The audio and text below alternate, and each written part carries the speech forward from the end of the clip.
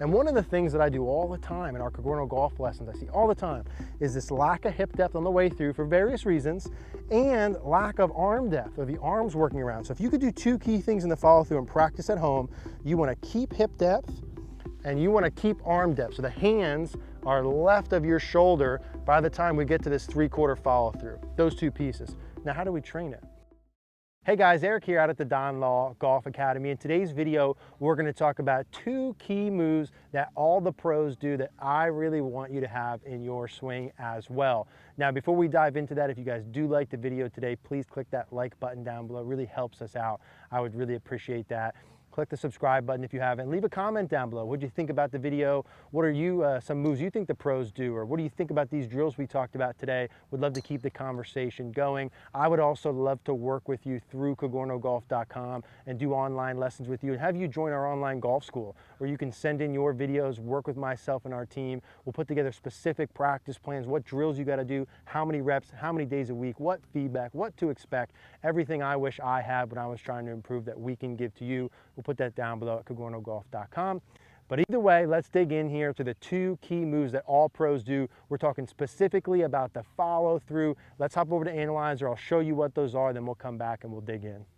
Two of the things I always see in good swings, pros versus AMs here, we're going to see here in the follow through. Look at Hideki on the left, Adam Scott on the right. I've got the line down, the butt line at the top. Now notice how their left hip will replace their right hip on that line into the follow through. That would be part number one. And then part number two is the reappearing of the hands to the left of their shoulder line, which is their arms and hands working in a circle around their body. See, there's the shoulder line if I went straight through, and the hands reappear to the left of it.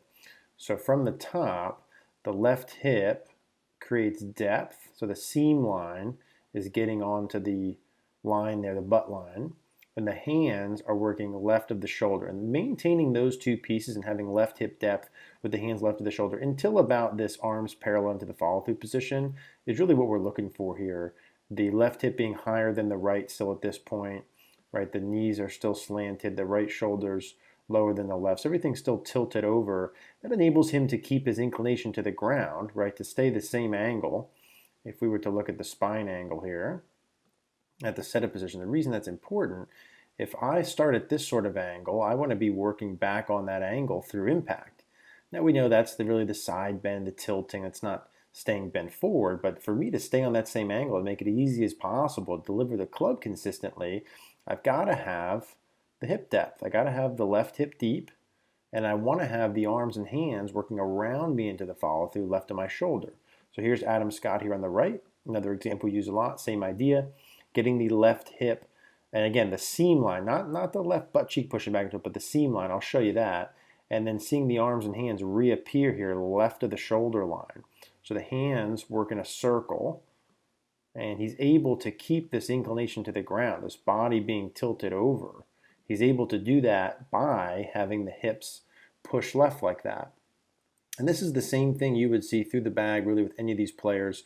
Here we have them, Rory bent over, and for him to be able to keep that same sort of angle to be consistent hitting the shot, what are the non-negotiables? Well, here we've got the same thing, right? We've got the hip deeper and the left hip higher than the right, and then we've got the hands here left of the shoulder line.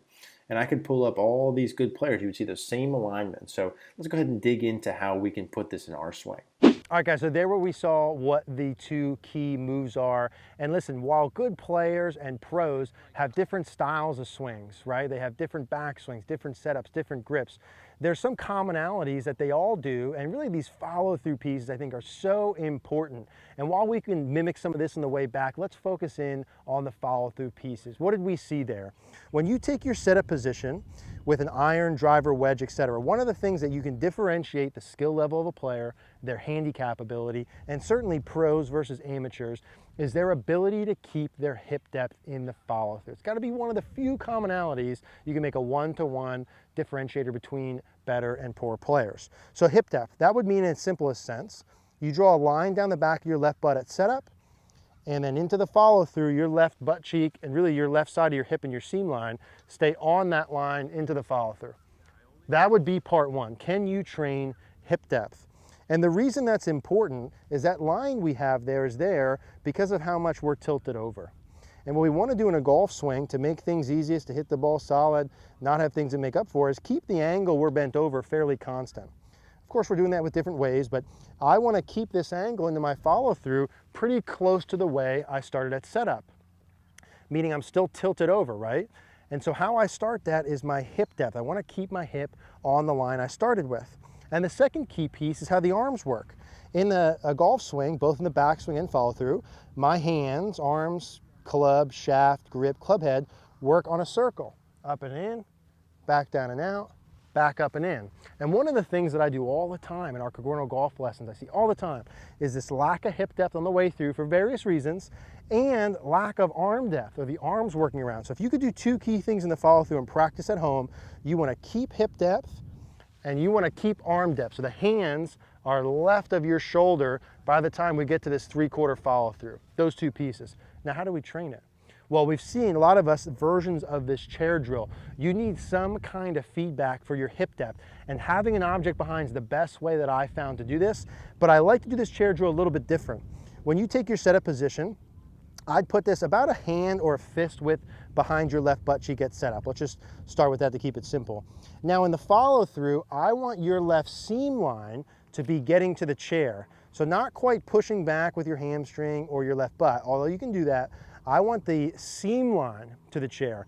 That gives me the hip depth, that gives me the hip turn, and the hip tilt, the three things that I'm looking for in my follow through.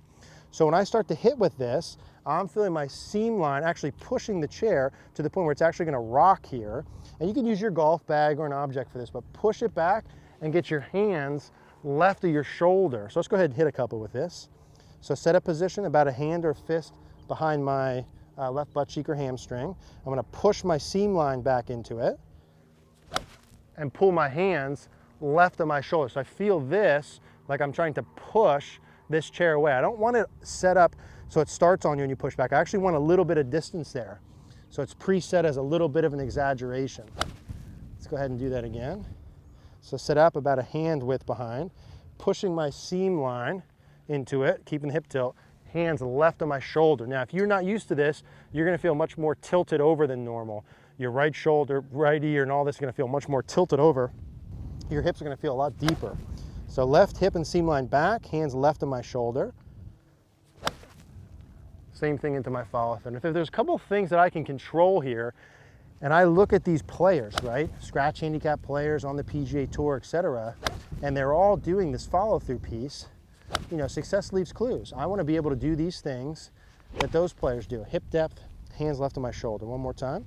And a lot of times by me doing these follow through pieces and practicing here, I can reverse engineer a lot of the things that happened earlier that caused these issues in the first place. Left hip back to the chair, hands left of my shoulder. Yeah, so there's the same piece. That's about as good as I can hit that. And then I'd be recording it, right? And I'm drawing a line down my butt, and I'm trying to get my left seam line to push into that with my turn. My hip should feel deeper, left hip deeper, tilted.